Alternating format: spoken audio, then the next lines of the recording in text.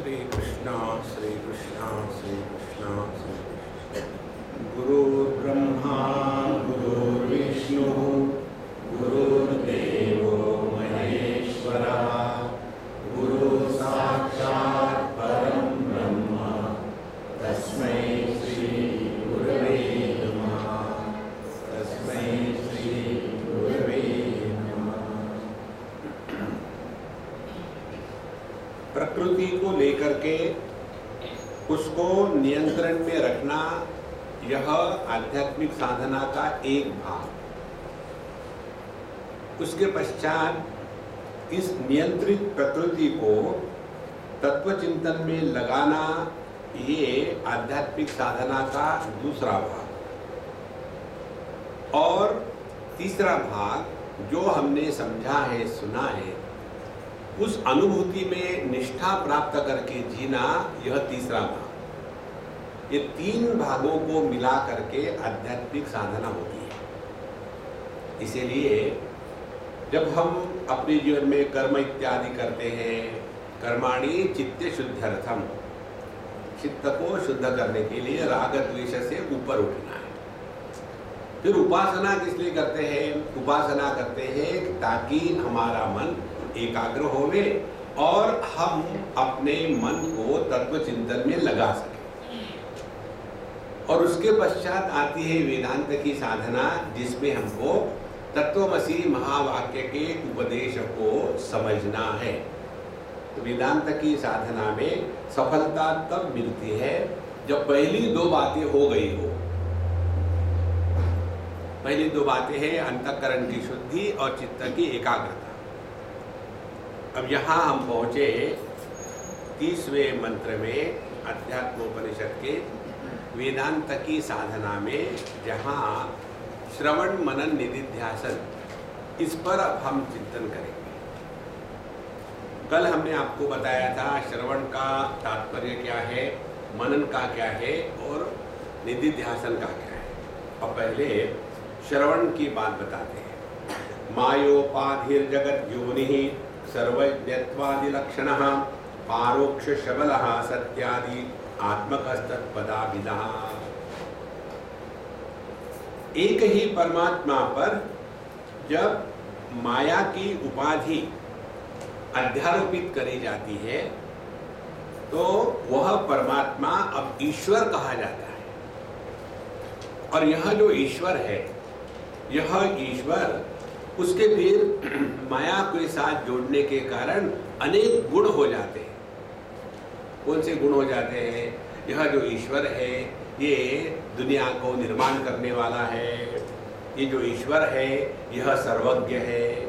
ईश्वर है सर्वव्यापी है, सर्वसमर्थ है। तो यह कारणात्मक बन गया। और इस ईश्वर के बारे में पारोक्ष शबलहा, हमने केवल शास्त्रों से सुना ही है। किसने देखा है ईश्वर? सुना ही है। तो यह जो परमात्मा को ईश्वर के रूप में हमने स्वीकार किया शास्त्रों के सिद्धांत पर, ये हमारा अपना अनुभव नहीं है।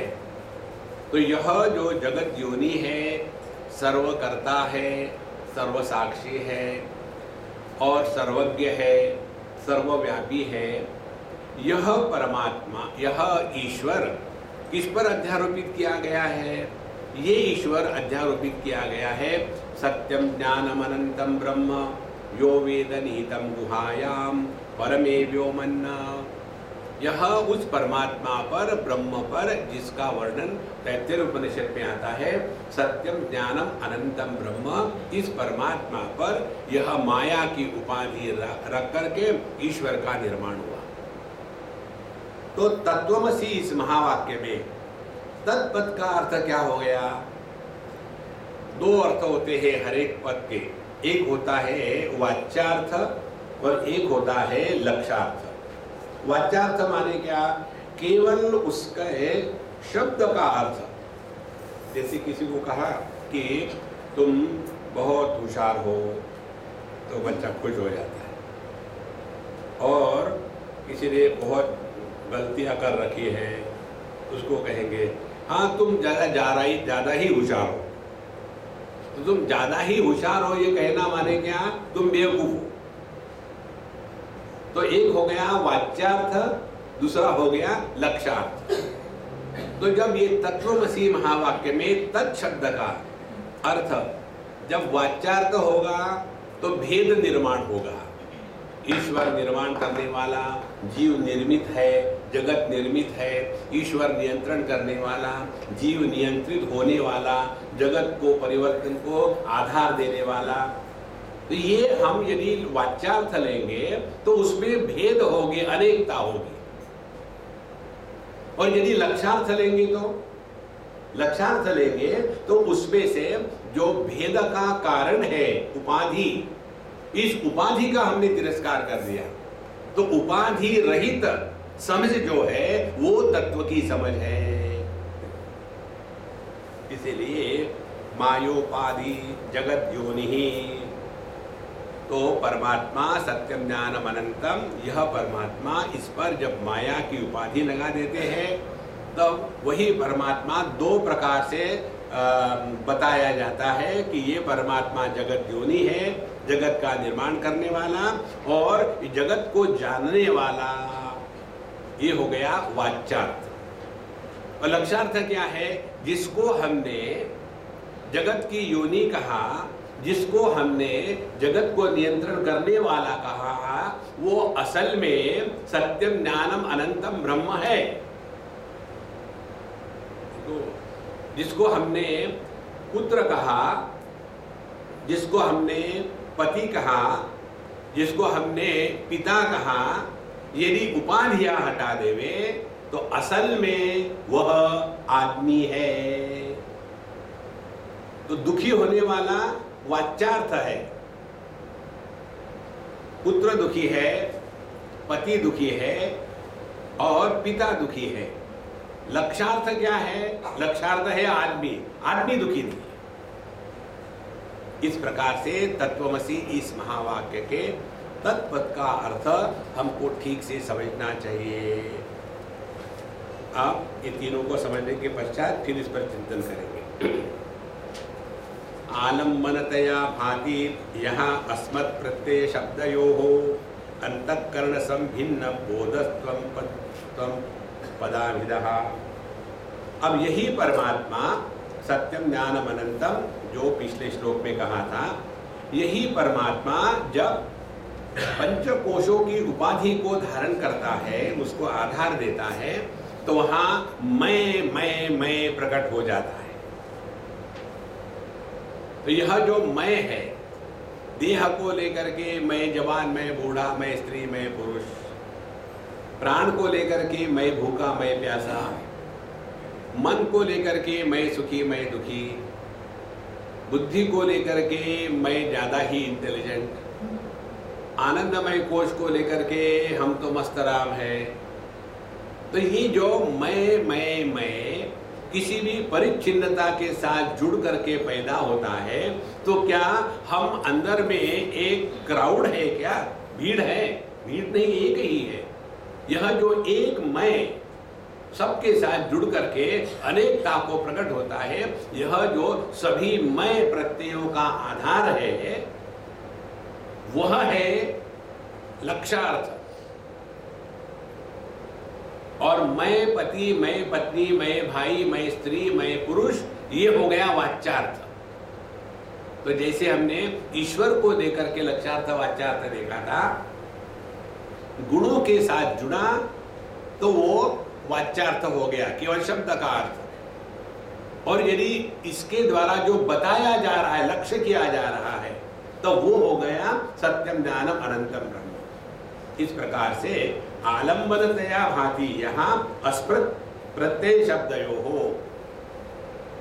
तो जो मैं का वास्तविक अर्थ है। देखो, मैं शब्द का संस्कृत में उपयोग होता है अहम, अस्मत् अहम।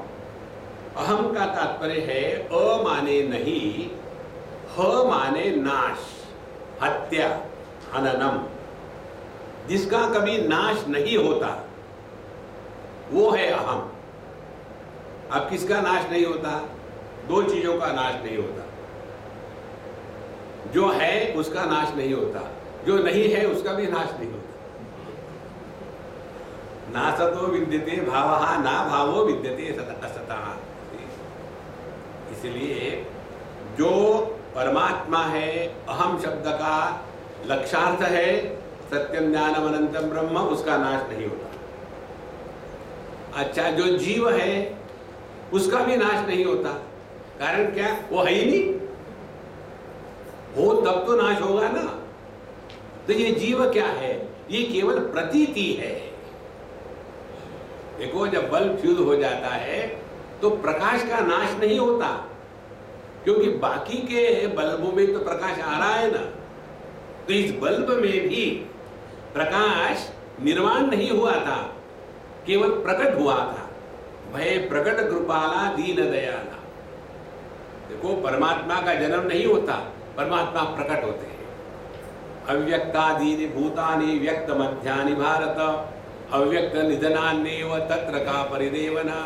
पहले सभी के सभी अव्यक्त है, फिर व्यक्त हो गए, फिर अव्यक्त हो गए। इसमें रोने धोने की बात कहां आ गई? देखो, इसीलिए एक ही परमात्मा जब माया की उपाधि को स्वीकार करता है तो उसको ईश्वर कहते हैं।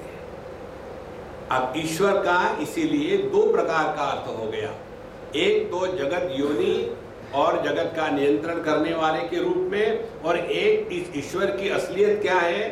सत्यम ज्ञानम अनंतम ब्रह्म। यही सत्यम ज्ञानम अनंतम ब्रह्म जब पंचकोशों की उपाधि धारण करता है तो वहां मय के रूप में प्रकट होने लग जाता है। और ये मय भी दो प्रकार के हैं। एक मय है शुद्ध मय, वृत्ति रहित मय, और दूसरा है उपाधि को धारण करने के बाद दूसरा मय पैदा होता है। ये जो औपाधिक मय है ये सत्य नहीं है। देखो, आदमी का जन्म होता है, आदमी मरता है। पति का जन्म भी नहीं होता, पति मरता भी नहीं,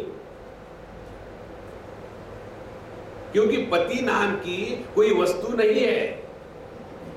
फिर पति क्या है? कल्पना है। देखो संतो, तो जीव जीव करके ना तो कोई मरता है ना कोई पैदा होता है। इस प्रकार से अंतःकरण की उपाधि से परमात्मा को जब लखाया जाता है तब उसको कहते हैं जीव। माया के उपाधि से परमात्मा को जब बताया जाता है तब कहते हैं उसको ईश्वर। तो ईश्वर को लखाने के लिए तत्वमसि महावाक्य में तत् शब्द का प्रयोग है, और जीव को लखाने के लिए तत्वमसि महावाक्य में त्वम पद का प्रयोग है। और ये दोनों की उपाधियां हटा दे, यदि ईश्वर की माया की उपाधि हटा दे और जीव की अंतःकरण की उपाधि हटा दे, तो जो बचेगा वो है तत्वमसि महावाक्य का असली अर्थ। माया विद्धि विहायैव उपाधि परजीवयोः अखंडम सच्चिदानंदम परम ब्रह्म विलक्षते। इसीलिए जीव कैसे पैदा हुआ? ये बातें कठिन नहीं है। केवल हम यदि अपने आप को उपाधि से अलग करके भी हमारी सत्ता बनी रहती है, इसको पहचान ले, करना कुछ नहीं है। देखो, शादी के पहले मैं था, फिर शादी हो गई तो पति पैदा हो गया, फिर पत्नी मर गई भगवान की दया से, तो पति मर गया। मैं तो जो का त्यों हूं ना, और बीच में दुखी कौन हुआ था? मैं कभी नहीं दुखी हुआ था, ये पति दुखी हुआ था। देखो संतो, माने मनुष्य की सत्ता पति निरपेक्ष है, लेकिन पति की सत्ता मनुष्य पर अवलंबित है। आदमी यदि मर गया, मैं यदि मर गया, तो मैं ऐसे कहूंगा क्या मेरे पत्नी को, मैं तो मर रहा हूं लेकिन पति अपने पास रख लेना, पर्स में काम आएगा। देखो संतो, तो जहां हमने उपाधि को महत्व दिया है वहां संसार शुरू हो गया। उपाधि का त्याग कर दो, आप स्वयं सच्चिदानंद है। इसीलिए माया विदे विहाय एवं उपाधि परजीवयोः ईश्वर की और जीव की ये दो उपाधियां यदि हमने त्याग दी तो अखंडम सच्चिदानंदम परम ब्रह्म विलक्षते, यही है तत्वमसि महावाक्य का अर्थ। इधर केवल ध्यान देना है, करना कुछ नहीं है। वेदांत की साधना करने की नहीं होती है, ध्यान करने की नहीं, ध्यान देने की है। अच्छा, इत्थं वाक्य तदर्थानुसंधानं श्रवणं भवेत् युक्त्या संभावित तत्वानुसंधानं मननं तु तत्। अब यह तत्वमसि महावाक्य का उपदेश करने में एक उदाहरण लेंगे हम, जिससे ये बात समझ में आएगी। ये जो आजकल मिनिस्टर बन के बैठे हैं ना, हाँ जी, ये याद है हम एक बार कुंभ मेले में गए थे, नासिक, हाँ गए थे, 15 साल पहले हाँ गए थे। तो उसमें जो एक बाबा जी बन के बैठे थे ना, कांटों के बिस्तर पर, ये वही है। अब देखो, कुंभ मेला 15 साल पहले, कांटों का बिस्तर, बाबा जी, 4 कंडीशन। आज माने समय बदल गया, उसके बाद कांटों का बिस्तर नहीं, नोटों का बिस्तर, उसकी परिस्थिति बदल गई। उस समय बाबा जी थे, अब मिनिस्टर बने। उस समय पेड़ के नीचे रहते थे, अब ये नोटों के नीचे रहते हैं। ये उपाधियों को हटा दो तो आदमी तो वही रहेगा ना। इसी प्रकार से एक ही परमात्मा, उस पर यह जगत का निर्माण करने वाला, जगत का नियंत्रण करने वाला वही परमात्मा अंतःकरण की उपाधि को धारण किया, नियंत्रित होने वाला पैदा हो गया है। ये दोनों उपाधियों को हटा दो तो केवल एकमात्र सत्यम अखंडम सच्चिदानंदम ब्रह्म लक्ष्यते, यही है वेदांत की साधना। अब ध्यान से सुनना। जब हमको कोई वस्तु मिलती है तो हम बड़े खुश हो जाते हैं। तो ये हो गया जीव भाव। जब हम कोई वस्तु किसी को देते हैं और देने से जब खुश होते हैं, तब हम में ऐश्वर्य प्रकट हो गया। देखो, जीव खुश होने का कारण कुछ मिल गया है, क्योंकि उसमें अपूर्णता थी, और देने के कारण जब खुश हो जाता है तो उसने अपने में जो है त्यागे नहीं के अमृतत्व मानसु। जो व्यक्ति त्याग में आनंद का अनुभव करता है उसमें परमात्मा प्रकट हो रहा है, और जो भोग में आनंद का अनुभव करता है उसमें जीवात्मा प्रकट हो रहा है। इसीलिए यहां इस उपाधियों का त्याग करने की 2 प्रक्रिया शास्त्र संत बताते हैं। ईश्वर की माया के उपाधि को त्यागने के लिए हमको कुछ करना नहीं है, हम कुछ कर ही नहीं सकते। भगवान कहते 7वें अध्याय में, दैवी हेषा गुणमयी मम माया दुरत्यया मामेव ये प्रपद्यन्ते मायाम एताम तरन्ति ते। मेरी ये जो 3 गुणों की माया है, दैवी है, देव की है, बहुत ही कठिन है उसको पार होके जाना, दुरत्यया। लेकिन माम एव ये प्रपद्यन्ते, जो मेरी शरण में आते हैं वो इस माया के परे चले जाते हैं। ध्यान से सुनना। तो परमात्मा की माया के उपाधि को हटाने की प्रक्रिया क्या हो गई?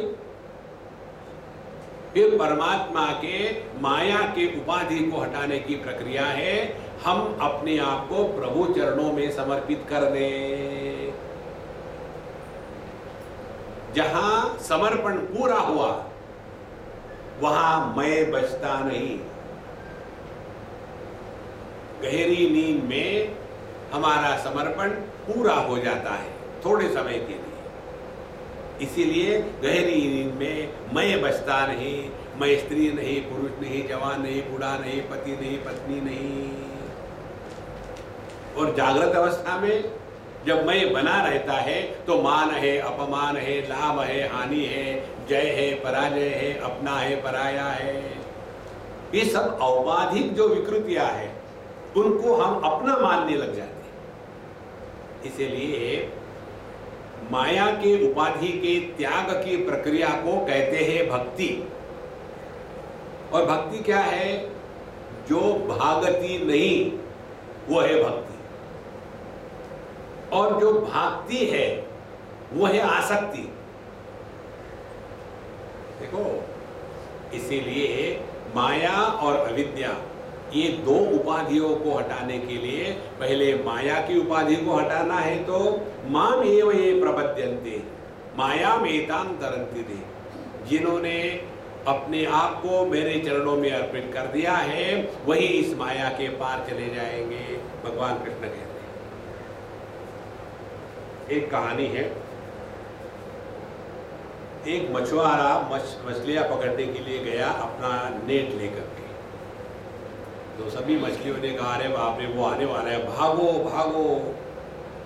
तो सभी भागने लग गई और एक मछली नहीं भागी। सभी ने सोचा कि ये मरने वाली है, इसकी मौत आ गई इसलिए नहीं भाग रही है, और वो भागी नहीं गई। मछुआरा आया, वो मछुआरे के पैर में ही अगल बगल घूमने लग गई। अब वो मछुआरा जब अपना नेट फेंकेगा तो अपने नेट के द्वारा वो अपने ही पैर को डालेगा क्या? तो जो इस मछुआरे से दूर भाग गई वही उस जाल में फंस गई। देखो महाराज, मामेव ये प्रपद्यन्ते, परमात्मा के प्रति समर्पण पूरा हो। ध्यान से सुनना, भक्त को अभिमान नहीं होता, भक्त कर्म नहीं करता, इसीलिए भक्त पर कर्म के सिद्धांत लागू नहीं होते। जैसे गाड़ी चलाने वाले पर ट्रैफिक रूल लागू होते हैं, गाड़ी में बैठने वाले को उस पर ये ट्रैफिक रूल लागू नहीं होते हैं। यदि हमारे जीवन की गाड़ी चलाने वाला कन्हैया है तो काहे के हम पर कर्म के रूल लागू हो जाएंगे? ये है तत्वमसी महावाक्य के तत्पद के शोधन में माया के परे जाने की प्रक्रिया, जिसको शास्त्र कहते हैं भक्ति का मार्ग, शरणागति का मार्ग। ये करने के स्थान पर हम लोग घटाकाश मठाकाश पटाकाश उसी में फंसे रहते हैं और सोचते हैं हम बड़े वेदांती हैं। वेदांत की परिपूर्णता भक्ति के प्राकट्य में होती है, और भक्ति की सुंदरता ज्ञान में है। भगत का मतलब ये नहीं है कि shabby living in high dirty thinking, no. क्योंकि ज्ञान और भक्ति ये दो नहीं है। प्रारंभ में भले दो दिखे, लेकिन जब इनका मिलाप हो जाता है तो ज्ञान की पराकाष्ठा को भक्ति कहते हैं और भक्ति की पराकाष्ठा को ही ज्ञान कहते हैं। इसीलिए माया की उपाधि को त्याग दिया तो हमने परमात्मा को आत्म रूप से पा लिया। और अविद्या की माने अपने जीव भाव की उपाधि को त्यागने के लिए क्या करना पड़ेगा? जीव भाव की उपाधि को त्यागने के लिए ये समझना है कि हम असल में कौन है, ये समझना है। तो जहां जहां हम दुखी होते हैं वहां तुरंत पता चल जाता है दुखी होने वाला समबड़ी है। तो फिर क्या करें? नाटक शुरू कर दे, स्टार्ट प्लेइंग कि I am nobody, I am nobody, I am nobody. जहां आपने नोबडी की पोजीशन ले ली वहां आपके मन से सब के सब जितने भी विचार है अपने आप शांत हो जाए। और जब विचार शांत होंगे तब हमको पता चलेगा कि हम खाली पीली परेशान हो रहे हैं। इस प्रकार से माया और अविद्या ये दोनों को उपाधियों का त्याग करेंगे, तब जाकर के अखंडम सच्चिदानंदम परम ब्रह्म विलक्षते। इत्थम वाक्य ही तदर्थानुसंधानम श्रवणम भवेत्। अभी श्रवण, मनन और निधिध्यासन, ये तीन बातें जो हमने सुनी है, अब इसका अर्थ यहां बताते हैं। श्रवण किसको कहते हैं? इत्थम माने इस प्रकार से, क्या? वाक्य और तद अर्थ अनुसंधान। श्रवण का अर्थ ये नहीं है हम आके बैठे चैलेंज महात्माओं को सुधार के दिखाओ।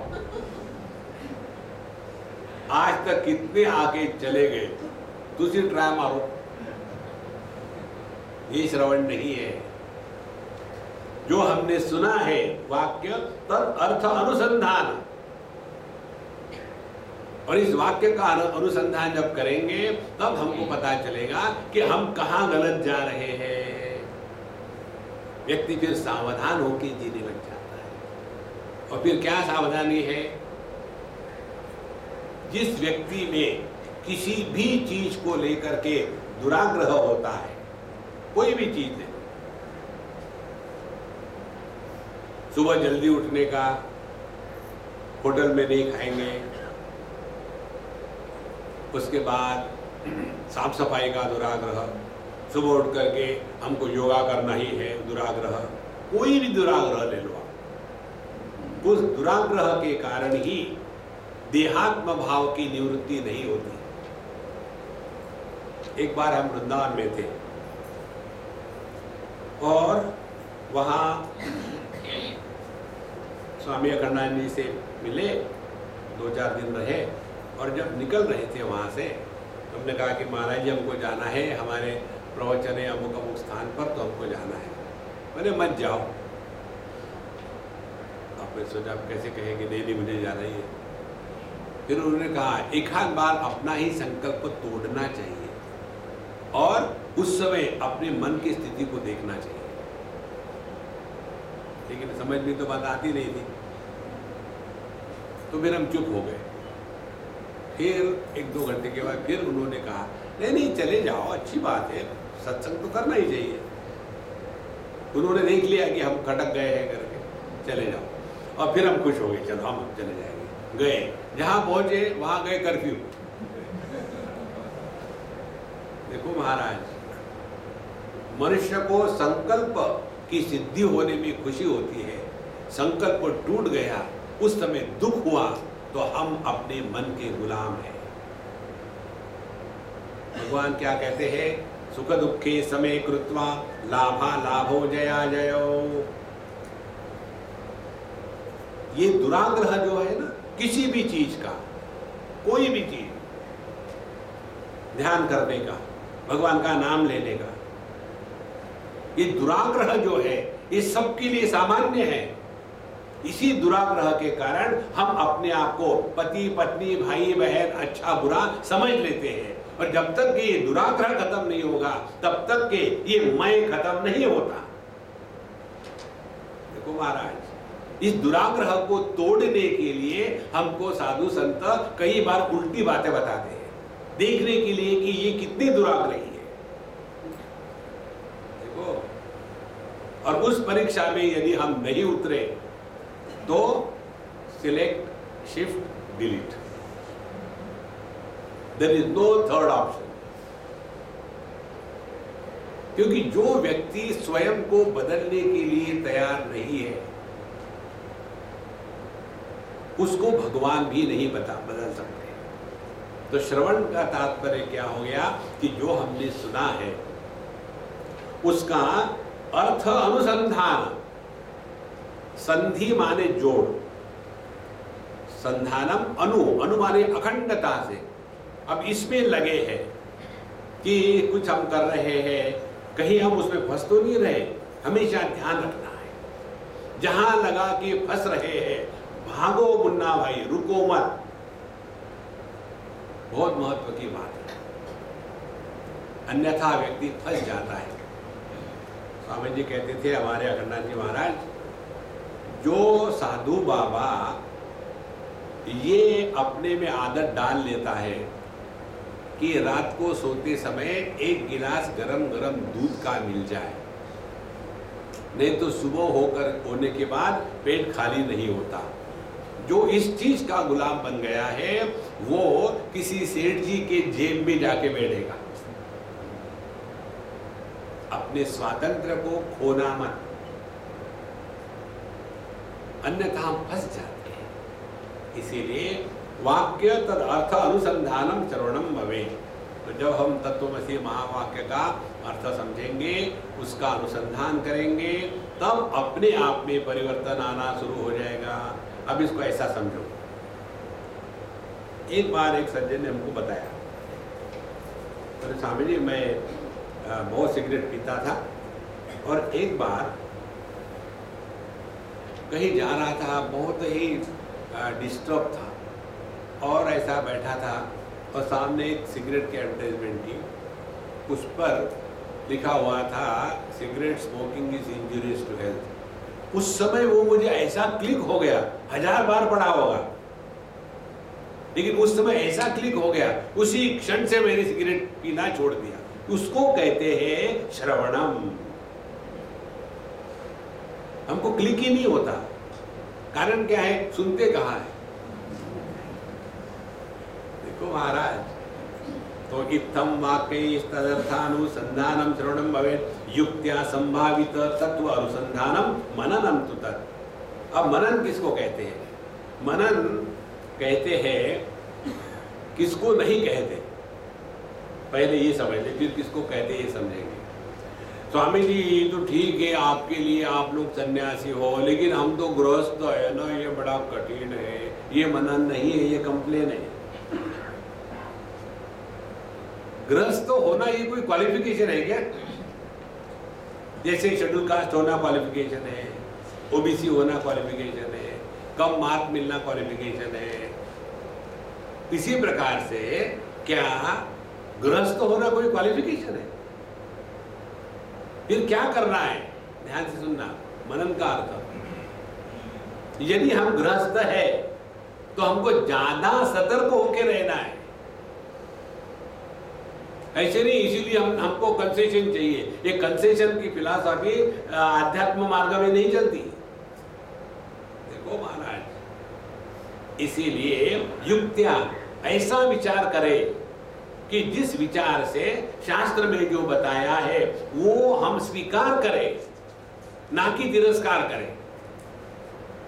तो शास्त्रों में जो बताया है, जहां जहां आप दुखी होते हो वहां वहां कोई पैदा हो गया है, तो फिर क्या करना है? ये जो पब्लिक पैदा हो रही है, पति पत्नी भाई बहन इत्यादि, इनको पैदा मत होने दो, ऑपरेशन कर डालो।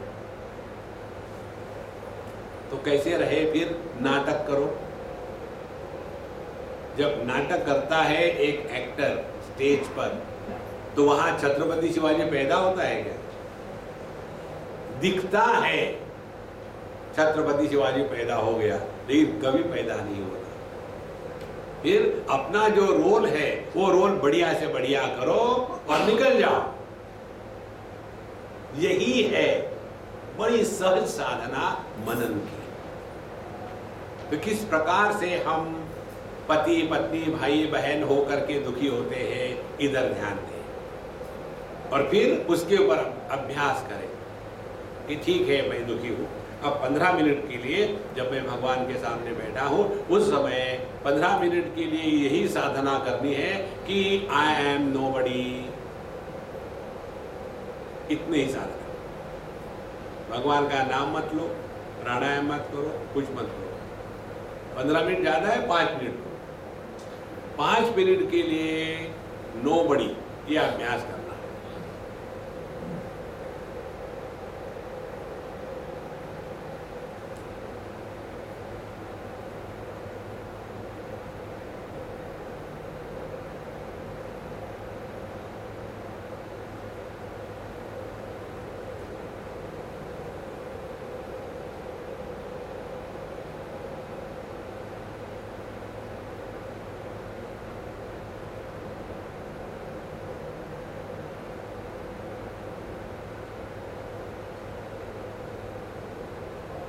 ये पहले वाले जो संबड़ी की फौज है ना, वो शांत तो थोड़ी बैठने देगी। हम यहाँ लेक्चर सुनने के लिए आए कि नोबड़ी बनने के लिए आए। नोबड़ी बनेंगे तो कैसा सुनेंगे? सुनने वाला तो साधक होता है ना, साधक नहीं रहेंगे तो क्या सुनेंगे? और उनको क्या होता है कहने के लिए? घर में आके देखो फिर समझ में आता। अंदर में तूफान चल रहा है, तूफान। Give it A try. असल में हम नोबडी है, इस पर मनन करना है, और मनन करते करते करते करते जितने भी संदेह है वह सब संदेह शांत हो जाए। संदेह युक्त ज्ञान को ही अज्ञान कहते हैं। अज्ञान का तात्पर्य अपूर्ण ज्ञान। इसीलिए युक्त्या ऐसा विचार करें कि जिसके द्वारा हम अपने विचारों से निकल जाए। नॉर्मली क्या हो जाता है, हम अपने विचारों में ही उलझ जाते हैं। अपने विचारों में उलझ जाना इसको कहते हैं चिंता, और अपने विचारों से निकल जाना उसको कहते हैं चिंतन।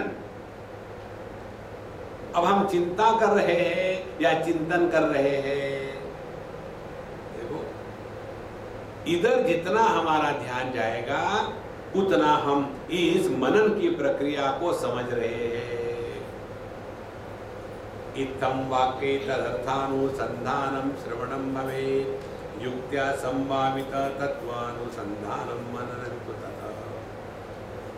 तो पहले मालूम नहीं था तो श्रवण किया, मालूम हुआ लेकिन बड़े संदेह थे तो संदेह को मिटाने के लिए अब मनन किया। जब हमारा ज्ञान संदेह रहित हो जाता है फिर तीसरी स्टेज आती है। कौन सी? ताभ्याम निर्विचिकित्सेर्थे चेतसः स्थापितस्य तत् एकतानत्वमेतद्धि निदिध्यासनमुच्यते।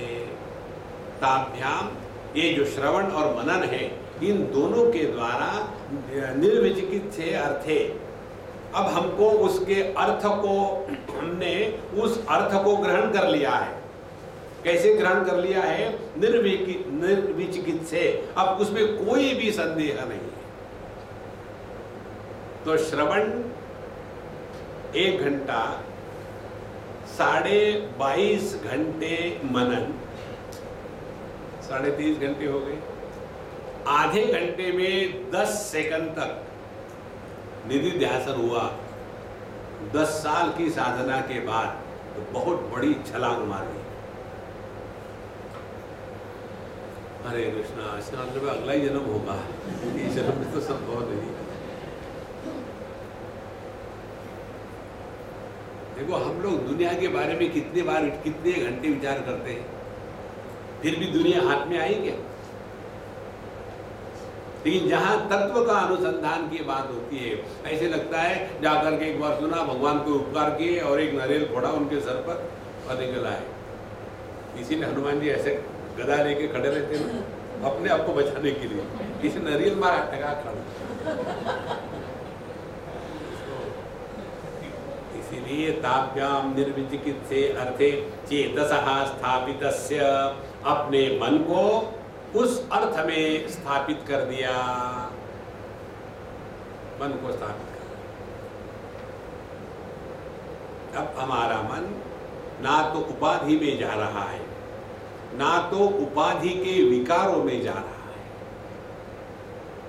जब हमारा मन उपाधि और उसके विकारों में नहीं जाता तो वही मन चैतन्य है। मन में उपाधि का प्रभाव हुआ तो somebody is born, और वो somebody के लिए संसार गारंटीड है। जैसे हमारा मन गहरी नींद में उपाधियों से उपरत हो जाता है तो उसमें वहां कोई नहीं होता, nobody, और इसीलिए कुछ। तो ताभ्याम निर्विचिकित्से अर्थे चेतसा स्थापितस्य एकतानत्वम। अब ये महत्व का शब्द है निधिध्यासन के लिए। एकतानत्व माने अखंड, उसमें कोई खंड नहीं है। हमारी साधना होती है 10 मिनट, आधे घंटे भगवान के सामने, और उसके बाद भगवान के सामने भी दुनिया ले आते हैं। भगवान थोड़ी होते, भगवान के भी सामने बैठेंगे तो क्या कहेंगे कि भगवान मेरी बहू जैसी जैसी होनी चाहिए, बस उसी में लगे हैं। कभी तो भगवान को कहो कि भगवान आपको छोड़ के मुझे कुछ नहीं चाहिए। तो एकतानत्वम लगे हैं। एकतानत्व मालूम है किसको कहते हैं? मेडिटेशन नहीं कहते इसको, कई लोग निधिध्यासन का अर्थ मेडिटेशन कहते हैं, मेडिटेशन नहीं। एकतानत्व का तात्पर्य है जैसे पैसे कमाने वाला व्यक्ति, उसके लिए पैसे कमाने के लिए समय का बंधन नहीं होता, स्थान का बंधन नहीं होता, परिस्थिति का बंधन नहीं होता। 24 घंटे नॉन स्टॉप यही बात सोच रहा है, और कैसे कमाऊं, और कैसे कमाऊं, ऊपर से लूं कि नीचे से लूं, या स्विस बैंक में रखाऊं, कहाँ रखूं, कैसे रखूं, एक ही विचार अखंड चल रहा है। देखो, यह जो एकतानत्व है, उस एक को लेकर ही सब विचार चल रहे हैं, पैसा पैसा पैसा पैसा पैसा। इसी प्रकार से जब हमको तत्व छोड़कर के अन्य किसी में रस नहीं आता, तो ऐसे व्यक्ति के जीवन में सभी के सभी जितने भी व्यापार है, व्यवहार है, वह परमात्मा के प्रति ही समर्पित होते हैं। यद यद कर्म करोमि तत्तद अखिलम शंभो तवाराधनम। फिर क्या कर्म कर रहे हैं ये महत्व की बात नहीं है, किसके लिए कर रहे हैं ये महत्व की बात है। देखो, तो यह जो संपूर्ण एकतानत्व है वृत्तियों का तत्व के प्रति, उस एकतानत्व को कहते हैं निधिध्यासन। अब ये निधिध्यासन होने के पश्चात जो सहज स्थिति आती है वो है ध्यान की स्थिति। अब ध्यान होता है, ध्यान से सुनना, ध्यान होता है वस्तु प्रधान, धारणा होती है देश प्रधान, और समाधि होती है काल प्रधान। जैसे पहले देश प्रधान धारणा, हम यहाँ बैठे हैं आंखें बंद करके भगवान के सामने, अब हमारा मन कहाँ भटक रहा है, बैठे तो भगवान के सामने है लेकिन मन है जूतों में, आई होप कोई ले नहीं जाता, नहीं भगवान है ना, वो देखते होंगे। तो हमारा मन देश में भटक रहा है, यहाँ हम है और मन है जूतों में, जूतों के स्टैंड पर, जूतों में भी नहीं। और दूसरी बात ध्यान, हम बैठते हैं भगवान का ध्यान करने के लिए, श्री कृष्ण शरणम मम, श्री कृष्ण शरणम मम, श्री कृष्ण शरणम मम। ऐसा 2-4 बार कहा, एकदम याद आई मेरा पोता भी ऐसे ही दिखता है, कहाँ राजा भोज, कहाँ गंगुआ तेली। भगवान का स्मरण होने के बाद पोते की यदि याद आई तो वह आदमी खोता है, खोता माने गधा। तो हम विषयों में मन को भटकने देते हैं, तो मन को विषयों से भटकने से रोकने के लिए ध्यान, और देश में भटकने से रोकने के लिए धारणा, और ये दोनों बातें लंबे समय तक जब होती है तब उसको कहते हैं समाधि। यहाँ बताते हैं ध्यातृ ध्याने परित्यज्य क्रमाध्येयैक गोचरम। अब ध्यातृ मैं ध्यान कर रहा हूँ, यह भाव भी समाप्त हो गया। फिर मैं ध्यान कर रहा हूँ, ध्यान की प्रक्रिया भी समाप्त हो गई। फिर क्या बचा है? केवल जिसका ध्यान हो रहा था वो मात्र बचा है। इसको समझने के लिए रोज का उदाहरण ले लो। मुझे नींद चाहिए, मुझे नींद चाहिए, मुझे नींद चाहिए। तो जब मैं नींद चाहने वाला और चाहिए नींद की चाह, ये दोनों जब गायब हो जाते हैं तो नींद प्रारंभ हो जाती है। इसी प्रकार से meditator and meditation, when these two things are dropped, परमात्मा alone remains. ध्यातृ ध्याने परित्यज्य ध्येयम एकैक गोचरम। अब सभी प्रयत्न समाप्त हो गए। जहां जहां प्रयत्न है वहां वहां विकृति है। जहां प्रयत्न समाप्त हो गए, प्रयत्न समाप्त करने के 2 तरीके हैं। एक तो समर्पण हो गए, 100% समर्पण। और दूसरा मैं गायब हो जाए। अपने मैं को गायब करने की साधना को कहते हैं वेदांत की साधना, और संपूर्ण समर्पण की साधना को कहते हैं भक्ति की साधना। दोनों का तात्पर्य एक ही निकलता है, अलग अलग नहीं। तो ध्याने परित्यज्य क्रमांथेयैक गोचरम निवात दीपवत् चित्तम। फिर यह जो चित्त है, मन है, वो कैसे है? निवात दीप। कोई एक दीपक हो, उसकी लो जल रही हो और उसको ऐसे स्थान पर रखा, उसके ऊपर में कांच का ढक्कन रख दिया चारों तरफ से, तो बाहर की हवा उसको स्पर्श नहीं करती, तो कैसे दीपक स्थिर रहेगा? उसमें ध्यान से सुनना। ये ट्यूबलाइट का उदाहरण नहीं दे सकते हम, क्योंकि हवा आने के बाद भी ट्यूबलाइट हिलती नहीं। लेकिन जो दीपक की लो है, उसमें थोड़ा भी हवा का झोंका आया तो हिलेगी। इसी प्रकार से हमारा जो मन है, ये जड़ मन नहीं बन जाता, फिर उसमें सभी की सभी क्षमता रहेगी। कौन सी क्षमता रहेगी? सभी अनुभूतियों का दर्शन हो रहा है, सबको प्रकाशन हो रहा है, शब्द को प्रकाशित हो रहे हैं, अर्थ को प्रकाशित हो रहा है, उसके बाद शब्द स्पर्श रूप रस गंध सबका ज्ञान हो रहा है, लेकिन किसी के भी द्वारा प्रभावित नहीं हो रहा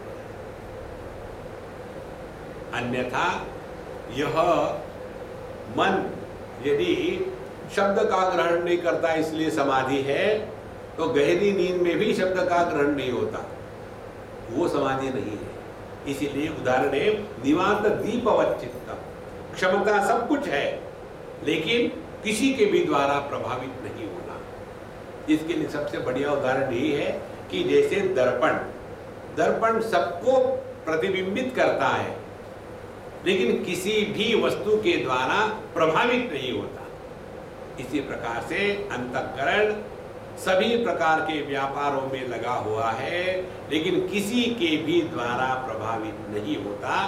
तात्पर्य, जिस अनुभूति में अनुभव करता पैदा नहीं होता, उसको कहते हैं समाधि की स्थिति।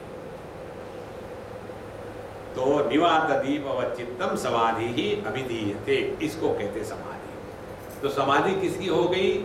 ये चित्त की हो गई। ध्यान से समझ लेना। बुद्धि प्रधान होती है जागृत अवस्था, मन प्रधान होती है स्वप्नावस्था, अहंकार प्रधान होती है सुषुप्ति अवस्था, और चित्त प्रधान होती है समाधि की अवस्था। तो ये चारों की चारों जो अवस्थाएं हैं, ये उपाधि की है, परमात्मा की नहीं है। परमात्मा सभी उपाधि में सामान्य है। जागृत के उपाधि को धारण करने के बाद भी जो जागृत पुरुष नहीं बनता, स्वप्न के उपाधि को धारण करने के बाद भी जो स्वप्न पुरुष नहीं बनता, सुषुप्ति की उपाधि को धारण करने के बाद भी जो सोता नहीं, और समाधि की उपाधि को भी धारण करके जिसमें लगना और टूटना नहीं है समाधि का, यह जो अखंड एक सत्यम ज्ञानम अनंतम ब्रह्म तत्व है, वो और ये चार बातें, इससे कोई संबंध नहीं है। देखो महाराज, ये तो आदमी इसी में फंसा रहता है कि आज मैं सुबह में ध्यान के लिए बैठा था, आधे घंटे तक बिल्कुल पता ही नहीं चला, और जब उठा तब पता चला पैर सो गए। पैर नहीं महाराज, तुम भी सो गए थे। हाँ, वही लग ही रहा था। तो वो साधना नहीं है। अत्यंत सावधान रहना, 24 घंटे में 24 घंटे। तो निवात दीपवत् चित्तम, हमारा चित्त, हमारा मन एकदम शांत है, सो नहीं रहा है। गहरी नींद में भी मन शांत रहता है क्योंकि सो रहा है। गहरी नींद और समाधि दोनों एक जैसी ही होती है, फर्क इतना ही है कि समाधि में जागृत अवस्था का, स्वप्नावस्था का प्रभाव नहीं है, हालांकि अनुभूतियां सब चल रही है। किसी भी प्रकार के संस्कार जब अंतःकरण पर निर्माण नहीं होते, तब हम समाधि में कार्य कर रहे हैं। ध्यान से सुनना। दो प्रकार के संस्कार अंतःकरण पर निर्माण होते हैं। हमने ही कल्पना कर ली है कि ये अच्छा कर्म है, सुबह उठ करके मेडिटेशन के लिए बैठना अच्छा कर्म है, एक दिन कर लिया तो अपने बारे में अच्छा कर, I think I am going the right direction. तो हमने ही तो कल्पना करी थी सुबह उठ करके ध्यान करना अच्छी बात है। अब वो जो अपना कसाब है उसके ऊपर में अभी तक 5 करोड़ रुपए खर्च हो चुके हैं, उसने ये कल्पना कर ली है कि टेररिस्ट बन के लोगों को मारना अच्छी बात है, इसीलिए उसके मन में ग्लानि नहीं है। देखो, तो हम ही कल्पना कर लेते हैं अमुक अमुक बात करना अच्छा है, और फिर वो कर ली तो मन में संस्कार बन गया है कि हम बड़े अच्छे हैं। उसके बाद दूसरी कल्पना हमने ही कल्पना कर ली कि एकादशी के दिन प्याज खाना माने पाप है, हमने ही तो कल्पना करी। फिर बैठे प्याज खा गए, अरे राम राम राम पाप, अब क्या होगा, कुछ नहीं, नरक में जाओगे सीधा। जिस कर्म के द्वारा अपने अच्छे होने का संस्कार निर्माण नहीं होता और जिस कर्म के द्वारा अंतःकरण पर कोई भी ग्लानि निर्माण नहीं होती, ऐसा कर्म समाधि में होता है। देखो, क्योंकि वहां मैं पैदा नहीं होता। जिस कर्म में मैं पैदा होता है वह संसार है, जिस कर्म में मैं पैदा नहीं होता वह समाधि है। ध्यातृ ध्याने परित्यज्य, ध्यान करने वाला ही नहीं है तो ध्यान कहां हुआ है, फिर बचा क्या, केवल परमात्मा बचा है जिसका ध्यान हो रहा है। इसीलिए निवातदीपवच्चित्तम समाधि अभिधीयते। ये चित्त जो है निवातदीपवत, जैसे किसी कोने में दीपक को रख दिया हो, वहां कोई भी हवा का झोंका नहीं जाता, तो कैसे वह दीपक की लो सबको प्रकाशित करेगी, लेकिन किसी के भी द्वारा, हवा के द्वारा प्रभावित नहीं होगी। तो जिस अंतःकरण पर इच्छाओं के, कामनाओं के हवा का प्रभाव नहीं पड़ता, देखो, कामना की हवा जब चलती है तब चित्त में विक्षेप आते हैं। इसीलिए भगवान कहते हैं प्रजहाति यदा कामान सर्वान पार्थ मनोगतान आत्मन्येवात्मना तुष्टा। संकल्प प्रभवान कामान त्यक्त्वा सर्वान अशेषतः, 6वें अध्याय में कहते हैं किसी भी प्रकार का संकल्प लेकर के ये करना है, ये नहीं करना है, इससे जब हम उपरत हो जाएंगे तभी जाकर के मन हमारा शांत रह सकता है। इसीलिए जिन्होंने अटेंड किए उनको पता है, एक इंस्ट्रक्शन हम देते हैं हमेशा, ध्यान से उठने के बाद क्या करना है ये संकल्प कभी मत लेना। नॉर्मली हम क्या कहते हैं, अभी 15 मिनट ध्यान करेंगे, उसके बाद स्वामी जी आ रहे तो उपमा बनाएंगे। अब 15 मिनट का ध्यान क्या होगा, प्याज काटूं या नहीं काटूं, प्याज खाते हैं या नहीं खाते, लहसुन खाते हैं या नहीं खाते हैं, उसमें दूध डालें, दही डालें, पानी डालें या क्या डालें, क्या हो रहा है, मेडिटेशन, प्याज काट मेडिटेशन। कोई भी एक संकल्प ले लो आप, ध्यान के बाद ये करेंगे, आपका मेडिटेशन सत्यानाश। ये संकल्प ले लो, आप ध्यान करने के बाद थोड़ा कपड़े धो डालेंगे, मेडिटेशन में साबुन लगा कर रहोगे, कुछ नहीं करोगे। ये हम आपको जो बात बताते हैं ना, हम भुगत चुके हैं इसलिए बताते हैं। हमारा यही था हमेशा कि कपड़े भिगो के रख देंगे तो अच्छे से हो जाते, फिर बैठे मेडिटेशन के लिए, लेकिन पानी गया तो मेडिटेशन। कोई भी संकल्प मन में ना उठे, ये तब हो सकता है जब कोई भी कामना नहीं, एक माने एक भी नहीं। निवातदीपवच्चित्तम समाधि अभिधीयते। वृत्तयस्तु तदानीम् अपि अज्ञाता आत्मगोचराः स्मरणात् अनुमीयन्ते विद्धि तस्य समत्थितः। अब सवाल ये आएगा कि यदि हमारी सब वृत्तियां शांत हो गई है, मन में एक भी वृत्ति नहीं, तो हमको समाधि लग गई थी कैसे पता चलेगा?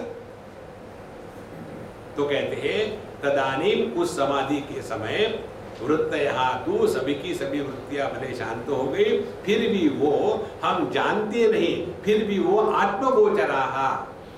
ध्यान से सुनना। एक बार एक जैन सज्जन ने हमको प्रश्न पूछा था, वो भी हम जिनके घर में रहते वो भी जैन थे, ये भी जैन थे। बोले महात्मा जी, आप लोग कहते हो कि आत्मचिंतन करना चाहिए, तो आत्मचिंतन करना चाहिए माने क्या, बताते ही नहीं। हमने कहा देखो सिंपल बात है, कठिन नहीं है। अनात्म चिंतन के अभाव को आत्मचिंतन कहते हैं। दर्पण को साफ रखने का मतलब क्या है? दर्पण पर दर्पण छोड़ करके जो कुछ है उसको निकाल देना। तो उसमें क्या निकाल देंगे? दर्पण के पृष्ठ पर क्या है? कचरा है, कर्टन है, मिट्टी है, पानी है, साफ कर दो। लेकिन एक और चीज है ना, क्या? उस पे अंदर में प्रतिबिंब है, उसको कैसे हटावे? तो पहले इसका चिंतन करो, क्या प्रतिबिंब नाम की कोई वस्तु है कि जिसको आप हटा सकते हो? इसी प्रकार से जिस अंतःकरण में अनात्म चिंतन का अभाव हो गया है, उसमें परमात्मा प्रकट है। देखो, इसीलिए तदानीम, समाधि के समय में वृत्तया अपि अज्ञाता, सभी की सभी वृत्तियां नहीं होती, फिर भी आत्मगोचराः, क्योंकि उन वृत्तियों ने परमात्मा को ग्रहण कर लिया है, आत्मगोचराः। और स्मरणात् अनुमीयन्ते, और ये कब पता चलता है? जब हम इस समाधि से उड़ गए, उस समय जो अनुभव है वो अनुभव उसी का हो सकता है जिसका हमने पहले अनुभव किया है। फिर हमको स्मरण होता है कि हाँ, मैं इतने बजे समाधि में बैठा था, अब उठा तो इतने बजे, बीच में कुछ नहीं हुआ था। इस प्रकार से समाधि के अनुभूति का स्मरण तभी हो सकता है कि जब समाधि लग गई थी। देखो, स्मरण हमेशा उसी का होता है जिसका पहले अनुभव हो चुका होता है। आपके बचपन में क्या क्या हुआ था, ये केवल आप ही को स्मरण होगा, हमको नहीं हो सकता। हमारे बचपन में हमको क्या क्या हुआ था, इसका स्मरण हमको ही हो सकता है, आपको नहीं। कारण क्या है? नियम ये है, जिसका अनुभव होता है केवल उसी का ही स्मरण हो सकता है। जिसको अनुभव होता है उसी को उसका स्मरण हो सकता है। तो यदि हमने समाधि के समय अनुभव किया है कि इस समय वृत्तियां शांत है, तो यह वृत्तियों के अभाव के अनुभूति में जो था वही कहता है वृत्तियों के उत्थान के बाद कि मुझे ऐसा अनुभव था। इसी से सिद्ध होता है कि जो जागृत में भी है, स्वप्न में भी है, समाधि में भी है और सुषुप्ति में भी है, लेकिन फिर भी इन सब के परे है, वो अपना स्वरूप है। ये बात फिर समझ में आने लग जाती है। और जब ये बात समझ में आने लग जाती है, फिर हम छोटी मोटी चीजों से ऊपर उठ जाते हैं। देखो किस प्रकार से, ध्यान से सुनना। ये उदाहरण हमने आपको 1000 बार दिया है। दुखी होने वाला पुत्र होता है, दुखी होने वाला पति होता है, दुखी होने वाला पिता होता है। तो ये तीनों के, ये तीन हो गई जागृत, स्वप्न, सुषुप्ति अवस्था। तुरीय तत्व क्या है? तो जो पुत्र होते हुए भी पिता से निरपेक्ष है, जो पति होते हुए भी पत्नी से दुखी नहीं होता, जो पिता होते हुए भी पुत्र से परेशान नहीं होता, वो है आदमी। आदमी बन करके रहना माने समाधि में जीना। आदमी बन करके कैसे रहे? पिताजी के सामने गए तो केवल आदर देना, पत्नी के सामने गए तो केवल चुप रहना, पुत्र के सामने गए तो सुना नहीं सुना ऐसा करना,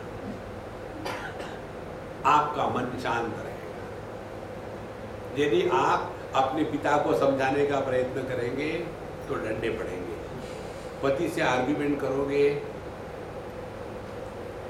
उसके बाद पता नहीं क्या होगा किसी को सुधारने का प्रयत्न करोगे असंभव है। आदमी बन करके रहो तो आप समाधि में हैं, पति पुत्र पिता बनो तो आप संसारी।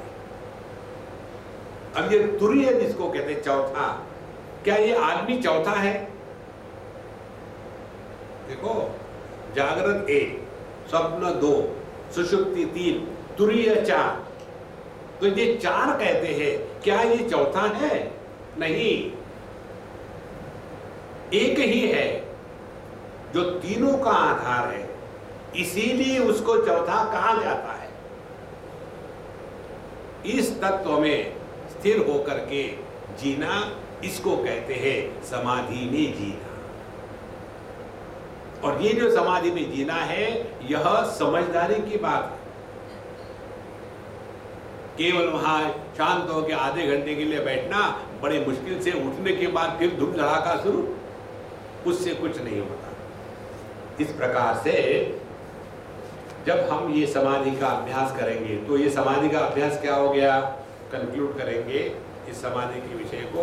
समाधि का अभ्यास ये हो गया है, जगत में व्यवहार करते समय मन के शांति के साथ कोई भी कॉम्प्रोमाइज नहीं करना। दुनिया को आग लगने दो, अपने मन की शांति को बनाए रखना है। किसी को भी प्रसन्न करने का प्रयत्न कभी मत करना। आप मेडिटेशन में किसी को मदद करना है, कोई जरूरत नहीं, अपने आप का ध्यान रखो, अन्यथा दुनिया के पीछे भागेंगे और दुखी हो जाएंगे। इस समझदारी के साथ जीना। और ऐसा जब हम अपना जीवन का एक प्रवाह बना लेते हैं, तो धीरे धीरे पुरानी जो आदतें हैं, पुरानी आदतों को ही कहते हैं प्रारब्ध कर्म का प्रभाव। इसीलिए अनादाविह संसारे संचिता कर्म कोटयः अनेन विलयम यान्ति शुद्धो धर्मो भी अभिवर्धते। तो ये जब अभ्यास करेंगे, कौन सा अभ्यास हो गया? Stop reacting. ये अभ्यास हो गया। समाधि में रहना माने स्टॉप रिएक्टिंग। देखो, एक छोटा सा तालाब हो या एक आध बकेट में पानी हो, शांत हो, बिल्कुल हवा नहीं, कुछ नहीं, कांच के जैसा, उसमें आप एक सूखी पत्ती डाल दो। जहां डालोगे वहां आपको अनेक प्रकार की लहरें और उसका एक सर्कल मिलेगा, तुरंत पैदा होगा। एक उदाहरण। दूसरा उदाहरण, समुद्र है, अखंड है, उसकी गहराई मालूम नहीं कितनी भयानक है, उसमें पूरा का पूरा जहाज डूब जाता है, वहां एक भी रिपल निर्माण नहीं होते। जो उथला पानी है उस पर कुछ भी डालो तो रिएक्शन आ जाती है। जो गहरा समुद्र है उसमें चाहे पूरा जहाज डूब जाए, कोई रिएक्शन नहीं आती। जो रिएक्शन नहीं करता वो चैतन्य में बैठा है, जो रिएक्शन करता है वो मन में बैठा है। देखो महाराज, तो अभ्यास यही है समाधि का। हमको किसी से कोई रिएक्शन नहीं, और इसके लिए हम सबसे सिंपल टेक्निक आपको बताते हैं, रिमेन इंडिफरेंट। कोई अपना नहीं, कोई पराया नहीं। देखो, लेकिन कोई आपको आके चिपकता है तो निकाल डालो, अपने आप को बचाओ। सबसे बड़ी साधना यही है, अपने आप को बचाओ। जो अन्य के कारण दुखी होता है वो बेवकूफ शिरोमणि है।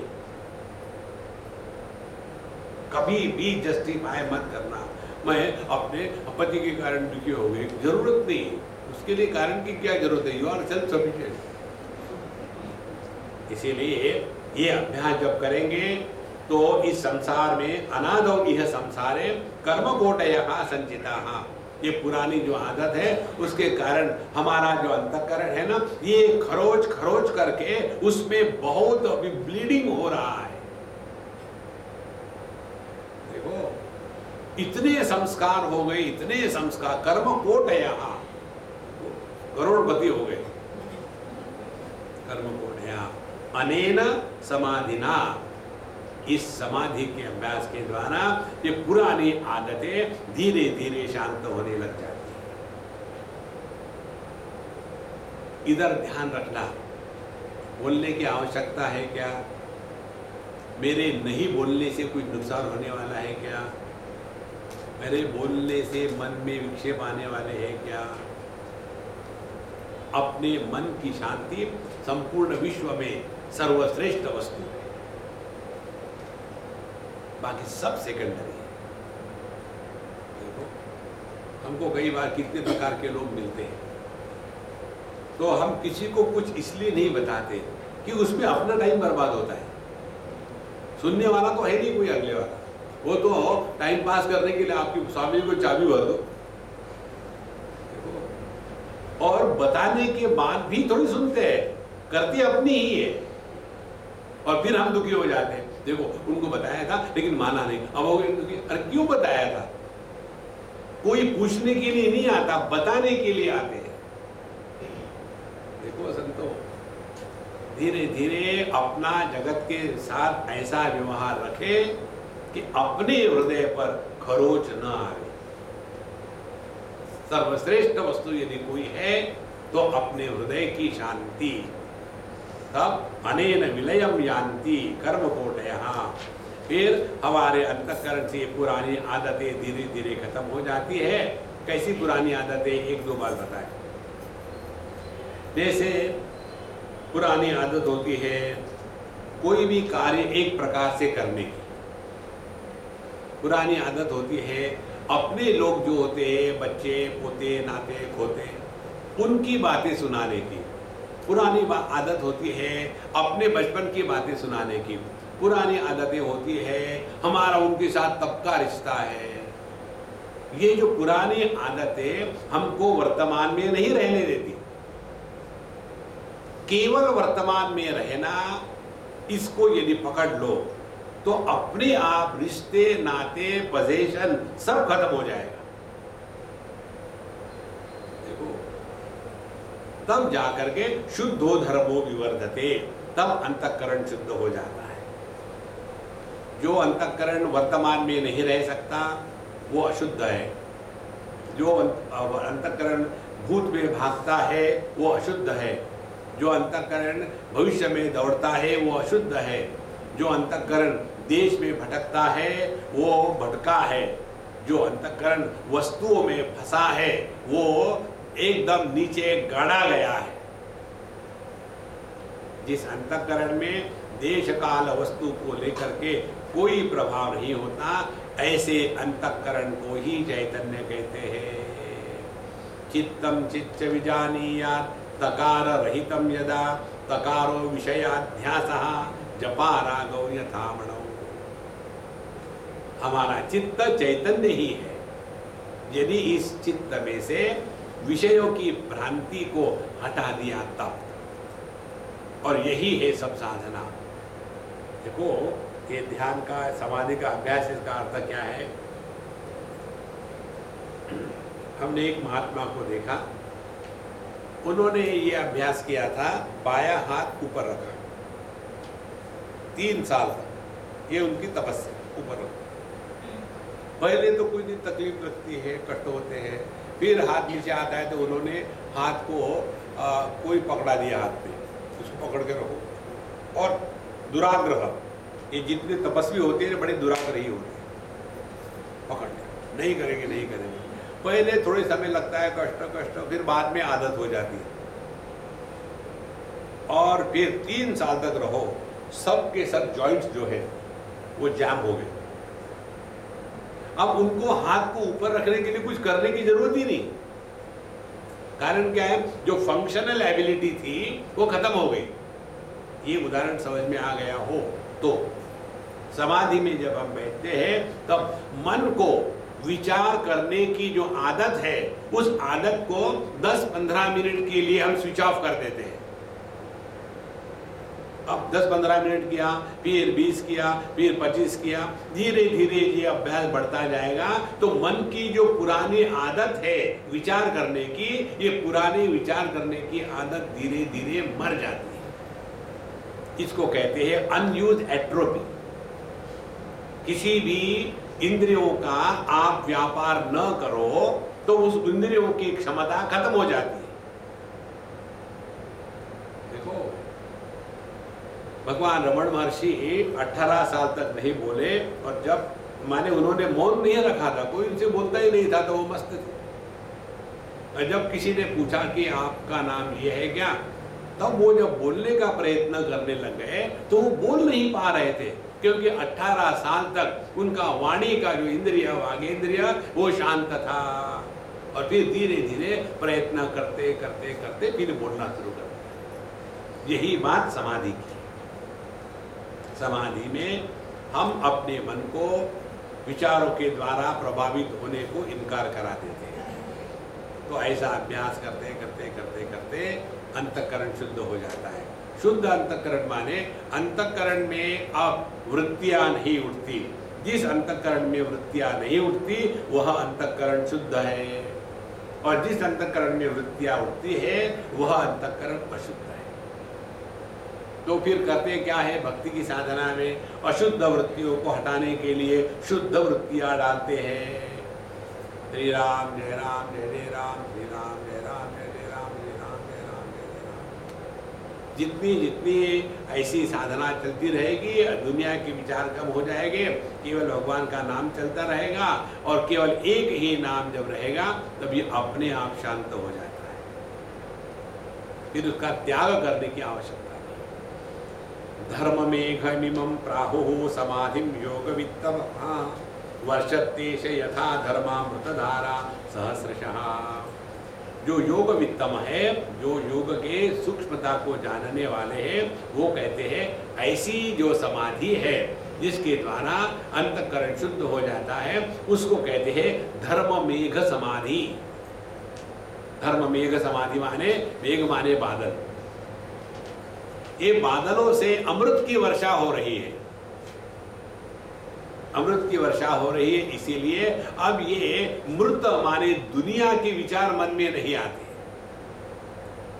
और वर्षति एष, और यह जो समाधि है धर्म मेघ समाधि, हमारे अंतःकरण को शुद्ध पवित्र बना करके अमृत तत्व को ग्रहण करने के लिए लायक बनाती है। अमृत धारा सहस्रशः वर्षति। और यह धीरे धीरे करते रहो, मन शांत प्रसन्न रहने लगेगा। ध्यान से सुनना, यदि हमने योग्य प्रकार से साधना करी है तो उसका प्रभाव तुरंत लोगों को दिखने लग जाता है, अपने को नहीं दिखता, लोगों को दिखता है। जैसे छोटी सी लड़की जब वो बढ़ने लग जाती है, उस लड़की को पता नहीं चलता कि वो बढ़ रही है, लेकिन उसके माँ बाप अगल के बगल के कहते हैं अभी ये डब्बी बड़ी हो रही है, उसको नहीं पता लगता। इसी प्रकार से यदि हमने ये अध्यात्म साधना ठीक से करी है तो अपने में जो परिवर्तन है वो यही है कि हम अब सबके द्वारा चाहने लग जाते हैं। Everybody wants us. जैसे एक चुंबक होता है, चुंबक के अगल बगल में लोहे के टुकड़े अपने आप आकर्षित हो जाते हैं, लोहे में नहीं होता वो। तो लोहे से चुंबक बनने के लिए बाहर से इंजेक्शन देना पड़ता है क्या? नहीं, केवल अंदर में जो खिचड़ी हो गई थी एटम्स की उसको ठीक करके रख दिया, बाकी कुछ नहीं। इसी प्रकार से अपने अंतःकरण में जो ऐसे भिन्न भिन्न देश काल वस्तु व्यक्ति परिस्थिति राग द्वेष इसका जो भयानक तूफान उठा है उसके कारण कोई भी हमको नहीं चाहता। और जहां ये सब शांत हो गया, यस्मान्नो द्विजते लोकः लोकान्नो द्विजते च यः हर्षामर्ष भयोद्वेगैः मुक्तः यः स च मे प्रियः। भगवान को कौन लोग अच्छे लगते हैं? वो अच्छे लगते हैं कि जो सबको अच्छे लगते हैं। इस प्रकार से अपने अंतःकरण में परिवर्तन, यही समाधि का प्रभाव होना चाहिए। इसके पश्चात क्या बात है उसको हम कल देखेंगे। ओम पूर्णमदः पूर्णमिदं पूर्णात्